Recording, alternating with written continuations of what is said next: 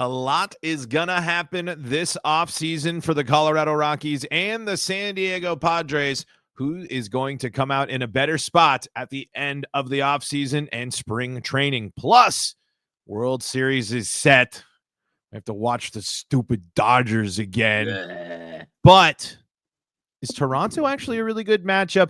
And unfortunately, we have to commiserate with the Seattle Mariners because we got to ask, most cursed franchise, Rockies, Padres, or Mariners?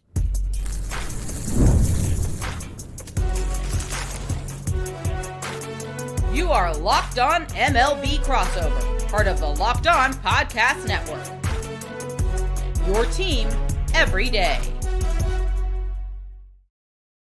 Rock on Rockies fans and Padres fans, welcome into a special Locked On MLB crossover episode between Locked On Rockies and Locked On Padres. Two of your longest running hosts in the NL West here, bringing you all sorts of great action. One team, unfortunately, a frustrating postseason exit after another kind of weird season, I would say. The Padres, still weird. And the other team, historically awful and, but still somehow lost big to the Padres, but also stole a win or two from them as well. The classic fun. We're going to talk about a massive offseason for both of these teams, as both of these teams are seeing big time changes coming to their organizations. How much will they impact? How much doesn't matter? Because on the backdrop of it all, the World Series is set and the dreaded evil empire is back in action there, as we all knew for a while now, because they swept their way and the ALCS needed a few more games to catch up. We're going to talk about that and more. And of course, unfortunately, we'll have to play a tough game of most cursed franchise, Rockies, Padres, and Mariners. Joining me is Javi Reyes, the host of Locked On Padres. Javi, how are we doing, my friend? I'm doing great. You killed it on the intro, as always. I love our crossovers because it's usually you being like, yeah, we stink. And then I'm like, yeah. And you're like, yeah, but I'm also happy for you guys. You're finally good because you used to stink too. And I'm like, yeah. And then we end up here where we're both eliminated anyway. It wasn't even matter, right? But I'm super excited to talk about it, man, because I really think that the division is in many ways like the most electric division in the sport most often, at worst, right? Like at least it's exciting and interesting. And electric is a good word to use because it's also a lightning rod when you're talking about talking points coming up for contract, the CBAs, where you're talking about the state of baseball. People, Javi, I don't know if you heard about this. Dodgers spent a lot of money on their team, and they're back in the World Series. And some people have issues with that. We got lots to talk about. So before we go any further, today's episode is brought to you by FanDuel. Right now, new customers can bet just $5. And if your bet wins, you'll get $300 in bonus bets to use across the app. Download the app today. Javi, I need you to catch me up on everything and that has already happened for the Padres this offseason. But just for the Padres fans on the other side, Rockies moving on from GM and President of Baseball Operations, Bill Schmidt. The Rockies currently committing to an outside the organization search for that answer. We're supposed to have a list of finalists this week, so the Rockies still forming their front office, but this could signal one of the biggest shifts and changes in Rockies history. All depends if the owner is actually going to let these people execute their vision and actually let them do their job of fixing what I think could be an interesting job. So, Javi, I want to kind of start there. I want to do Padres in a second, but I want to start there. Are the Rockies an interesting job? Are the Rockies like the next, is Brad Pitt going to be at 20th and Blake in a movie one day because they fixed the Rockies in the next great baseball film? Or, I just think the Rockies are a team that really is untapped potential. I think they've got an electric fan base. It's a great ballpark, clearly. The fact that they have been as bad as they've been and people still go. We love making jokes about this all the time, that's why people sometimes the only reason they go to games is because of like beer deals or whatever. But I don't know. I think with that owner, it's hard for me to say that they're an appealing place. You're going to want to go there, but I just look at it as he's got the Nepo stuff with his kid that was doing things, and, the Arenado trade, obviously, which I imagine you've used for many episodes of Locked On Rockies. I just don't know with the owner. I don't know. They are bad enough that they can tank and get some draft picks and whatnot. They can't though. They're in that position where they can't draft in the top 10 next year. Oh my God, I didn't. Or coming forward, whatever, because there's that rule that you can't be right. And the Rockies are not. So the Rockies coming off this historic season, there is no. I mean, that's I think kind of just to jump off your point there, Javi. You're in such a mess. It isn't just you're going to be, I can just come in. I got all the ideas. You have a lot of work to do at every level. And it's not just the baseball. It's the baseball ops. It's the management. It's the coaching. It's the analytics. It's literally every last detail. So I don't see a reason to doubt your hesitation there. That's my only thing, right? If I knew that there was a new owner, I would be applying right now, right? Like, I just think that team has a juice. It's a decent sized sports media market, right? Like, there is stuff there to count on. I bet you could attract free agents as long as you just kind of get out of this funk. But one of the things we just see consistently throughout baseball is ownership. It determines so much. Frankly, all of sports. It's one of the most common things. We got the New York Jets, their owner throwing their quarterback under the bus today. You know what I mean? It's like, that's like not helpful at all. And I just think that, you just have to hope that the owner leaves. And I don't know if that's the case. I mean, look at the Padres, right? Padres got new ownership, RIP to Peter Seidler, but that group, which ironically enough had Dodger ties, came in, got into the Padres, and look what happened. They bring on AJ Preller, they sign all these deals. And don't get me wrong, they haven't been taken to the promised land or anything, but I just think that it's just not a coincidence, right? Look at another football thing. Sorry, football's on my mind, but Washington Commanders, they got rid of their owner who was horrible in Snyder, whatever his first name is. Immediately made the conference championship the very first year. Like, I just don't think, I think that owners interfere. I think in the case of baseball, they refuse to spend when that's one of the more tried and true ways to at least just get excitement, at least get some momentum building. Not that you have to go out and sign $400 million contracts only, but just do a little bit, go out there, make smart moves. I don't see it right now for the Rockies. I don't know if they're the worst team to go to because I think the White Sox exist. Right, like White Sox exist. There's still some bad teams out. But record-wise, the Rockies missed out on the White Sox from last year by 2 games. And let me just real quick. I was about to ask you that. And so they didn't miss it by a lot. And the White Sox here, I'm trying to quickly look up their record here. 60-102 this year. That's a phenomenal swing. If you're talking about, again, a step in the right direction. For 7 straight seasons, the Rockies have gotten worse. They have not improved. This has to be a rock bottom moment where you have to look at yourself in the mirror and everything does get completely reevaluated. But there is the reputation for the Rockies that it's not, because this is a team, I mentioned the record, right? They've just barely missed that thing. But if you look at the long list of infamy, the worst run differential of all time, not by a little, by over 100. No team in modern baseball had a minus 400 run differential, and the Rockies finished in the mid 400s.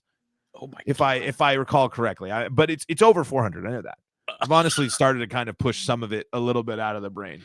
Yeah, they had the worst starting rotation statistically of all time. So this team is going to need a lot. I mean, there's a lot of work, and just by bringing a person in, it is just not going to fix it. And there is a path to success here, because I think, you point out these teams where they get new ownership, but it's also just changing the philosophy. I know we go across sports, but the Florida Panthers were a laughing stock. They've won back-to-back cups. Yeah. The Denver Nuggets were basically a middling team with a couple of flashes in the pans now, and they have now turned into a championship contender and made that the norm. I mean, every other team in Denver, professional men's team in Denver, they have all won championships. The Rapids, the Nuggets, the Broncos, and the Avalanche. And in the Broncos and the Avalanche case, multiple titles. Yet here they are sitting there like how Dick Momfort can't go over and work with one of the most powerful owners in sports in Kroenke, and go work with the freaking Walmart. How are you not going over there, going to your buddies at Walmart that own there and be like, guys, we have you have a beautiful ballpark with a long-term lease smack dab in the city that people flock to from everywhere. Because even if the Rockies are bad, guess what? Padres fans are going to come to Colorado and watch their team in the summer. Everyone is. And then when Shohei comes to town, you want to go see Shohei. There's just so many connections. It's just like the Rockies could be this exciting thing, but the changes, I don't know if they have to show us so much before we can buy into it. And let's put a pin in it there. We kind of know the Rockies a mess a lot, but one thing that it will be interesting too, to just kind of be a nice segue into to talking about some Padres here, and let's tease it a little bit and then we'll go to the break. But Rockies did operate under an interim manager all this year, and I wonder if that interim. I personally believe the interim tag will be removed. It's what the Rockies do, but maybe with this new president of baseball ops, GM, it could be different. Padres are going to be looking now for a new manager. And what did you think of those comments after? Again, maybe we're thinking too much. I mean, I kind of just fall back on the default of, this game, this sport is exhausting, and no matter where you are, it's a grind. It's huge. It's a lot. So just give me your brief thoughts, and then we'll go into break and we'll dive into more about what's coming up for the Padres in the offseason. Brief thoughts. I mentioned that ownership is always a problem. One of the main things. One common denominator with the Padres is AJ Preller, who I don't want fired. That's a spoil of my thoughts on it. But another manager leaving doesn't reflect well. I do kind of believe it. There's been a lot of conspiracy theories on the Reddit boards and all that stuff from Padres fans and what's being reported that, they forced him out. This was actually a firing and all that stuff. I don't know. And then we're hearing every manager under the sun, former catchers, Albert Pujols, right? Scott Service, all these sort of people being mentioned for the job. And it's going to be a big one. And I think that it's going to be another big offseason for the Padres, not necessarily in terms of the scale of the things they do, but the scale of the things that they have to do. I think, and figuring out the manager and figuring out, hey, are we going to cut back on payroll again? That's going to be, I think, the big sort of question for the Pods this offseason. Yeah, and let's dive in a little bit more to that question is, what do the Padres have to do? They've been a team that's made moves. They've done things. You can't criticize the Padres for standing pat. Maybe, you know more than me probably in certain situations, but it's a team that usually doesn't have a quiet offseason, and this will be no difference here. Let's do that coming up next on this special Locked On MLB crossover. Before we do that, though, got to tell you about the folks that help make this show possible, and that includes Monarch. Let's be honest, most of us can't name all of our financial accounts, let alone what they're worth. Between 401ks, savings, and investments, it's easy to lose track, and that can mean leaving money on the table. That's why you should start using Monarch, an all-in-one personal finance tool that brings your entire financial life together in one clean, easy-to-use interface on your laptop or on your phone. It'll help you organize your accounts, track your spending, find those little things, how much you spending on the takeout, how much is that DoorDash getting in the way, and get a better handle on your investments. Hey, it might be that thing that can get you that next phase, that next stage in life. You can review everything with your partner, see your shared goals, and make better financial decisions together. Monarch's visual dashboards and smart tools make it so much easier to understand where your money's going and how to make it work harder for you. Don't let financial opportunities slip through the cracks. Use code LOCKEDONMLB at monarch.com for 50% off your first year. That's monarch.com, code LOCKEDONMLB for half off your first year. We're also brought to you by PrizePicks. This episode is brought to you by PrizePicks. Every day we make decisions, but on PrizePicks, being right can actually get you paid. Don't miss the excitement of this football season with PrizePicks, where it's good to be right. Playing PrizePicks is such a fun, simple way to add more excitement to football. You just pick more or less on player projections like Josh Allen passing yards or Saquon Barkley rushing for a touchdown, or if you're in Javi's case, everything up on Justin Herbert, one of the biggest Justin Herbert defenders out there. You can see it all for yourself, and you can even try the stacks like Javi does with Herbert. You can ride with one player, pass yards, rush yards, touchdowns, all in one lineup, and the new injury reboot feature allows you to get a little bit of security. If your player leaves early and doesn't return, it won't count against you. There's a special max discount promotion live on the board right now. And actually, by the time this airs, you'll be a little too late. So we'll skip that one. Download the PrizePicks app today and use code LOCKEDONMLB to get $50 in lineups. After you play your first $5 lineup, that's code LOCKEDONMLB for $50 in lineups. After your first $5 lineup, PrizePicks, it's good to be right. Back at it here, Locked On Rockies, Locked On Padres. Did you know you can fire off your Rockies and Padres hot takes in the comment section of the Locked On Rockies and Locked On Padres YouTube channels? One of the best ways to help the show, one of the best ways to support, by clicking like, subscribing, and leaving those comments, saying nice and friendly things about your two favorite NL West Locked On hosts. That's what we expect around here. Javi, coming into the break here, we were talking about the managerial position for the Padres and it being an enticing one. Yeah, really interesting names. I mean, especially for us when we're talking about players that we saw, we're yeah, right. Signaling a little bit of a changing of the times in our lives where, you might be wince a little bit where, Albert Pujols is managing now. Okay. Gotcha. We're already at this phase. But the Padres are a fascinating team, a team that every year that really, since I can remember, since, it feels like 2007 really, but since they made that change in ownership and made that commitment to, we're going to go out and get big names. We're going to get Machado. We're going to do things way differently than we've normally done. They've had great moments. They are a team that has shown that they're capable of beating the Dodgers, but they haven't ever been able to get out of their own way or get over the hump and get to that next gear. So you mentioned this position, what do the Padres need to do? What I mean, is it, and obviously it's not just in the manager thing, but what is, I mean, is it something different every year that is the missing piece for this team? Look, I'm going to run through like my list, right? Like just really quickly. Obviously manager, right? We got to figure out for sure if AJ Preller's staying. We got to figure out if there's an international free agent or some way that the Padres can retool their farm system this offseason. They need to figure out what's going on with Yu Darvish. There's been little mumblings about retirement. Can they retain Michael King? I don't know. It's looking unlikely at this point. Is there any type of decent starting pitcher that you could get available? Can you get Merrill Kelly? Can you get Eric Feed? Can you get those, Rhys Hoskins level free agents? What degree is the payroll cutback going to be? Because they might be saying, hey, we were record in attendance. Maybe we're not going to do that. They did have them sign Nick Pivetta last year. They didn't do nothing. But they have all these big contracts up there. So at the same time, look, you and I both love to criticize ownership when they don't spend. In fairness to the Padres, they are spending. And you don't have to spend the most to win. You just have to be able to spend a decent amount.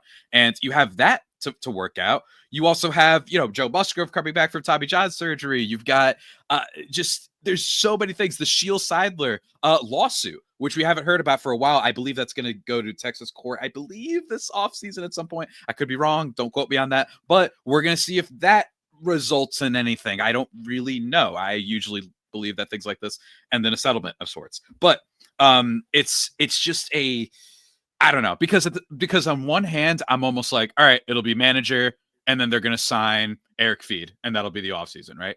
But it's the Padres, and that's how I felt last year. Remember the Roki Sasaki sweepstakes? Everybody was upset about that for good reason, mostly. And then you had the Nick Pivetta signing, and they brought in some guys. So I think that it's going to be certainly not a boring offseason, but the trend of late, especially ever since Peter's passing, has been a lot more low key, I think. But it's going to be interesting, man. It's going to be really, really interesting how he's able to navigate things, because this is a team that, while they can still be contenders, I cannot help, and basically every Padres fan will tell you the same thing.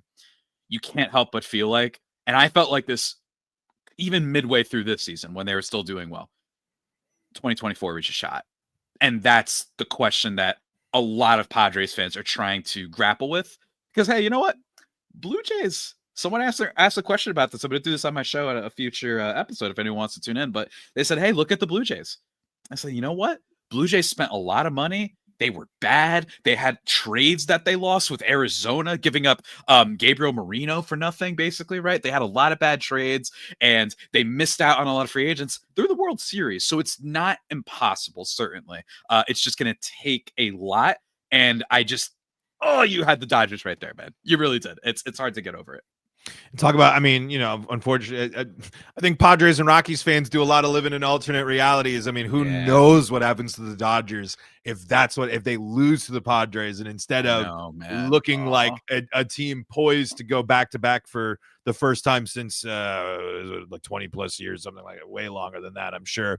But I guess here before we wrap this up, are you is this Padres team still going to be we can fight for, let's be honest, we can fight for a wild card spot, the division, or do they have a shot at still being the Dodgers killers? I mean, can they be the team? Can they be next year's Blue Jays? I mean, I think the Blue Jays are a team that's kind of taken it off the chin a couple of years when you're talking about postseason exits. I mean, I'm part of that, and I'll dive more into this when we in our final segment. Just making it the World Series so hard. I mean, that's what makes it so heartbreaking for Mariners fans right now. I mean, they're going to be saying that same thing I think you're going to be saying if they have a quiet off season, if the team doesn't bring back Naylor, do the things, because when you're an owner, these are the moments that you have to fully commit to, because you just need that one championship, really. I mean, the Dodgers might be but for the Padres, for the Rockies, for the Mariners, you got to just capitalize. And the Mariners have a win. There's still those windows. You got to capitalize on those windows instead of being so sheepish and saying we can't do it. You got to have that confidence there. It's going to be tough, man.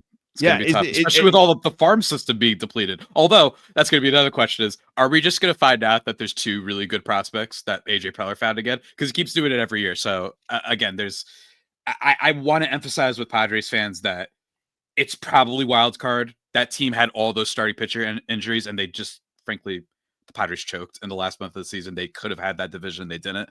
But you sneak in the wild card. Hey, maybe someone takes the Dodgers out for you. Who knows, right? Like, things can happen. And always remember that there are worse teams that exist, and teams that do not have as nearly a hope historically based on how baseball works, because their ownership is just like, I love revenue sharing, and I really want another Bugatti. So hopefully you take that as the silver lining.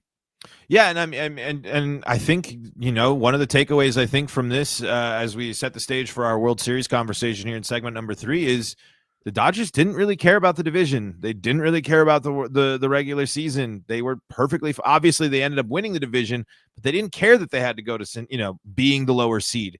I don't think the Dodgers would care that much if they didn't win the division next year. And as long as they get into October, they're going to feel good. And I think that might be the mindset that the Padres should have. You have to just be able to create a team to be successful in the biggest moments. And I think we're seeing that in the World Series this year. Let's talk about the World Series matchup a little bit, and let's talk about cursed franchises, because it is indeed Halloween month.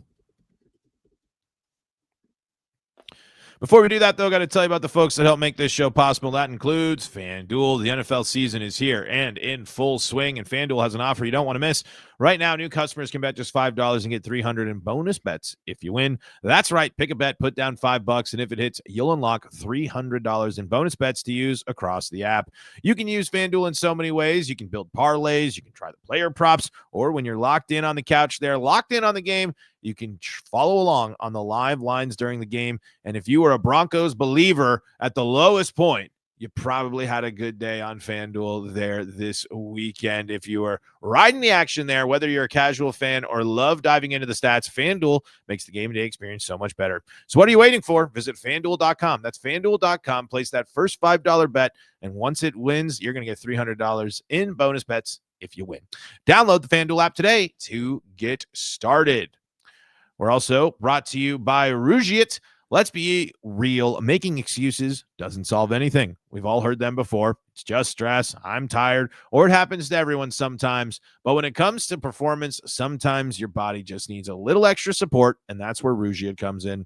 Rugiet.com offers fast-acting, doctor-prescribed treatments for ED designed to help you stop making excuses and start making moves. Rugiet makes it easy to get started. You can just connect with a board-certified doctor 100% online, no awkward waiting rooms, no in-person appointments, and then your treatment ships discreetly to your door if prescribed. Visit Rugiet.com/LockedOnMLB. That's RUGIET.com/LockedOnMLB to get 15% off your first order.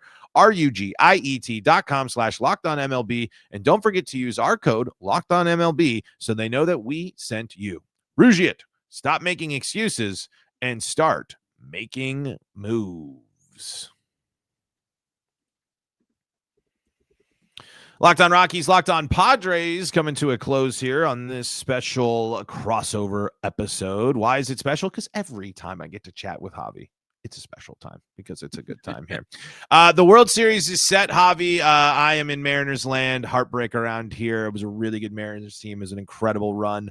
Unfortunately, though, in the cruel world of sports, it'll be washed away. And getting back to that spot is, as we were just talking about in that previous segment, is going to be difficult to do. But it's Blue Jays versus Dodgers. And I got to say, I'm pretty fascinated by this matchup after watching this Blue Jays offense. That's a team everyone's talking about, of course, the Dodgers pitching staff being locked and loaded, dominating throughout the postseason. But I was so impressed by Toronto's at-bats. They every 1 through 9, not a lot of striking out, fighting off a lot of pitches, and then hitting the hell out of the ball when they did. What are your thoughts about the matchup here? I don't think that one side of the matchup is all that interesting for obvious reasons. But no, in all seriousness, hey man, that team fights. And it's just they were so quietly good this year. Like I did not know. And part of that is because we covered the NL West, right? I didn't know they won the division, or at least were leading the division, until I think 3 weeks left on the season. I was like, wait a minute, I just assumed it was the Yankees that were leading. And we know how that went, right? I think that the Blue Jays, first of all, their best player being Puerto Rican. We love that. I'm kidding. I know it's Vladdy, but George Springer, hopefully future 2026 WBC member of Team Puerto Rico. Love him. Just an amazing swing. I was rooting for the Mariners, but hey, amazing swing for them. And at least it's a team that hasn't been there in a long time, right? Like it's always cool to just see a new team. Not that the Blue Jays don't have any titles, but it's just cool to see them back. They were good in like the 90s and 80s, and that was it. Yeah, 30 years between 30 years. Yeah, like that's really cool. Mariners I would have liked because they've literally never been there. Never. And if you know anything about the history of the Mariners, oh God, and we'll talk about that in a second. But I think that you could see a lot of offensive heroics here. I think it's going to be a fun series for sure. And I personally, can I get my hate now? Should I do it now? Please.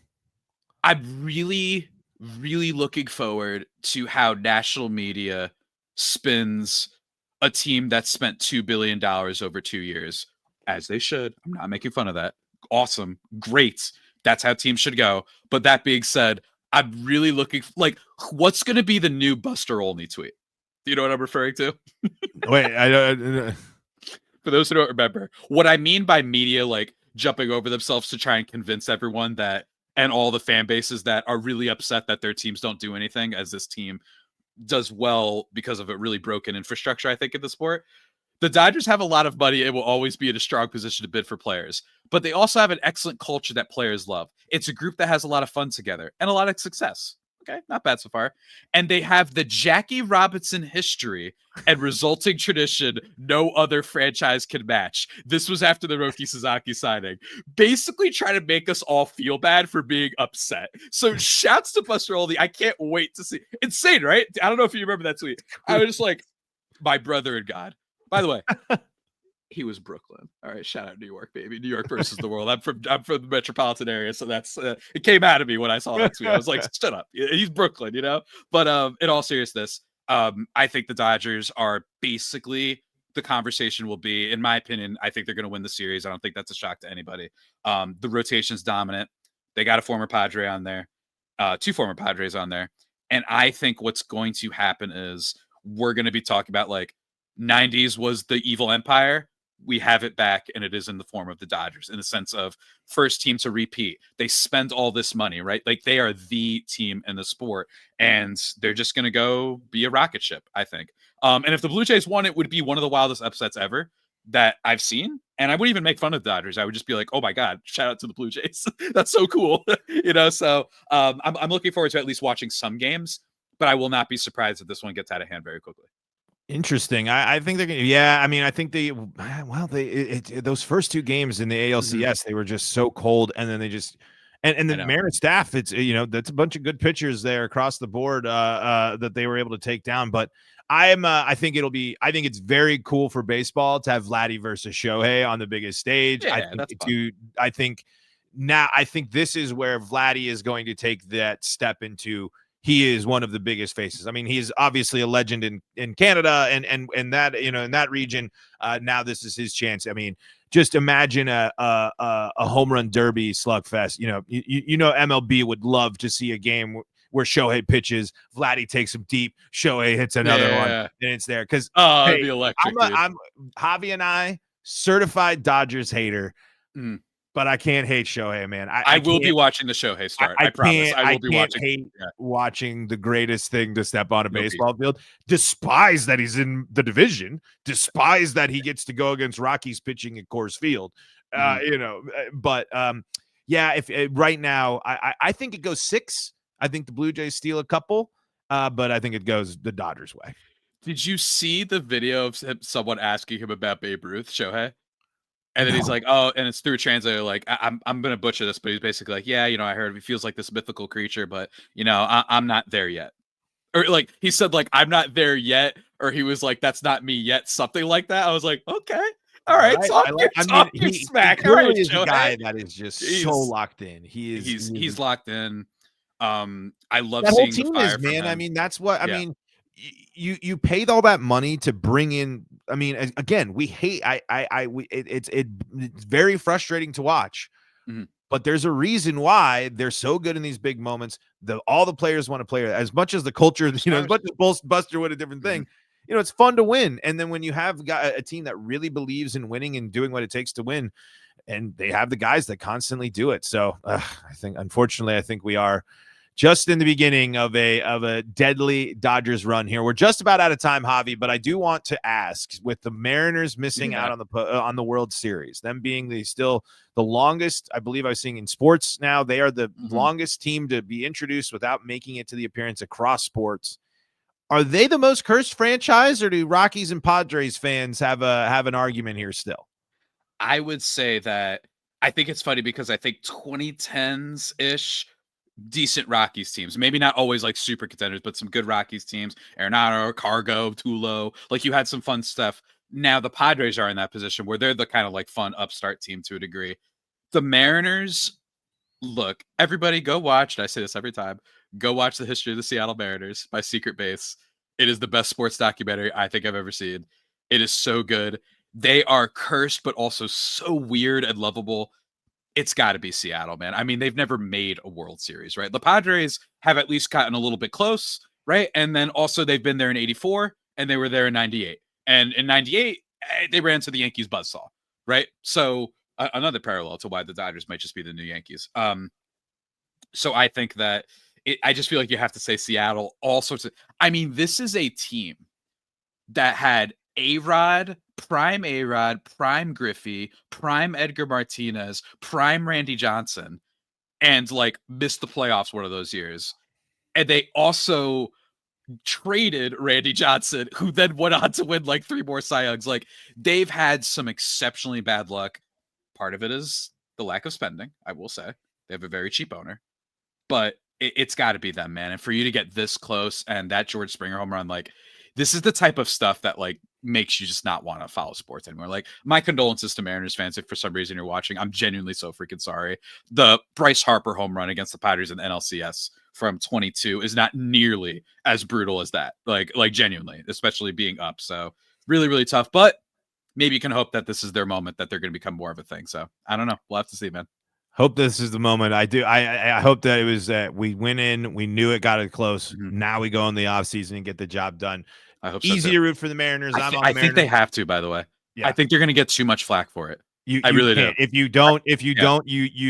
you don't capitalize, you burn a fan base that is ready to buy in more than it has probably ever. Again, you mentioned that those legendary lineups. This team went the furthest they've ever gone in the playoffs, technically. So this is and being here in Seattle, that's where I'm at right now. I mean, Mariner, it took over everything. It took. I mean, so these it was a quiet day around the office for all my friends there and stuff. But I think you're right. I mean, and I think if you sign Naylor, if you go at a ton of stuff, just show that you care. Exactly. Show that you're going to make some improvements. Yeah. Because again, you're not going to get 60 from Cal next. Maybe, who knows? I mean, is there really reason to believe that Cal Raleigh? I mean, he has shown creative. Trade one of your pitchers to get some more offense. I don't know, but you can't do what say Cleveland did last year. Cleveland made the ALCS. All they did was sign Shane Bieber and trade away a player. Yeah, this is the problem with baseball, by the way, not the Dodgers. That's the problem with baseball. You made the ALCS. That's all you're doing. And Astros, good team. Rangers, good team. but they aren't on the way up. That division could be Seattle. They don't have the big boogeyman that you and I have right now. So in my opinion, there's no excuse to at least just try, especially because they tried this year. They got aggressive at the deadline and they were rewarded for it. So you have to go out, man. You have to be like, all right, maybe we don't have to necessarily go and sign Pete Alonso, right? But maybe you sign one of the Padres guys, Ryan O'Hearn. Maybe you go and trade one of those 4 pitchers and get someone awesome in return. Like, I don't know exactly what their team needs are, but I honestly think they will. I'm optimistic. I'm hopeful. I'm rooting for them. I really am. They're such a fun little team. No, I'm with you. I'm on the bandwagon as well, but we are out of time, folks. You can find all sorts of Rockies and Padres content daily. That's what we do. Locked On Rockies and Locked On Padres on your favorite streaming services and on YouTube. Best way to help the show, checking us out on YouTube, liking the videos, and subscribing if you haven't already. I'm Paul Holden, and on behalf of my main man, Javi, we're saying so long from the Locked On Padres and the Locked On Rockies podcast.